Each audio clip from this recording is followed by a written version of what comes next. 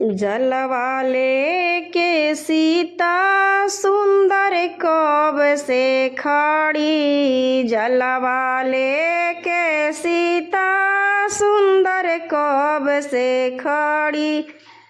बतला दो सखी श्री राम की गली। बतला दो सखी श्री राम की गली।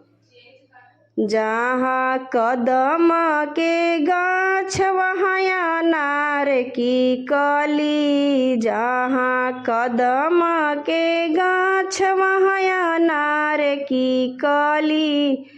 बतला दो सखी श्री राम की गली। बतला दो सखी श्री राम की गली। जहाँ लंका जरी वहाँ हलचल मची। जहाँ लंका जरी वहाँ हलचल मची। बतला दो सखी श्री राम की गली। बतला दो सखी श्री राम की गली।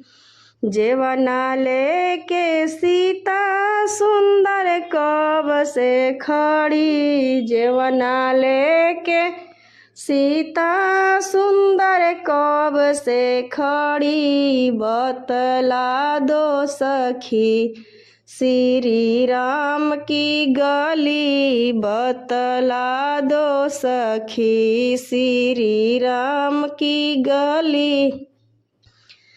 जहाँ कदम के गाछ वहाँ अनार की कली। जहाँ कदम के गाछ वहाँ अनार की कली। बतला दो सखी श्री राम की गली। बतला दो सखी श्री राम की गली।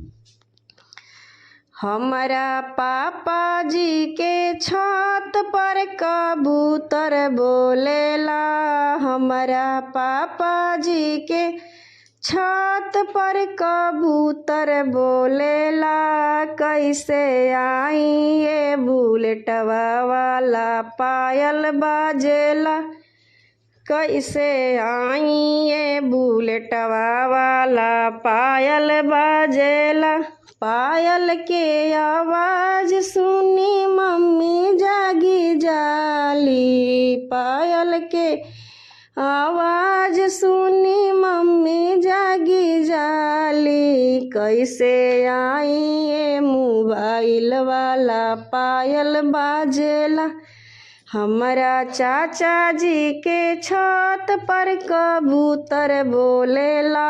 हमारा चाचा जी के छत पर कबूतर बोलेला। कैसे आई ये मोबाइल वाला चूड़ी बाजेला। कैसे आई ये मोबाइल वाला पायल बाजेला।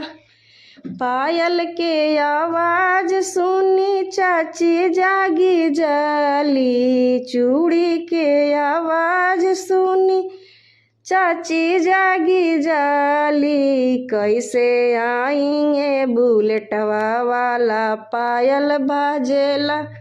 कैसे आएंगे बुलेटवा वाला पायल बाजेला।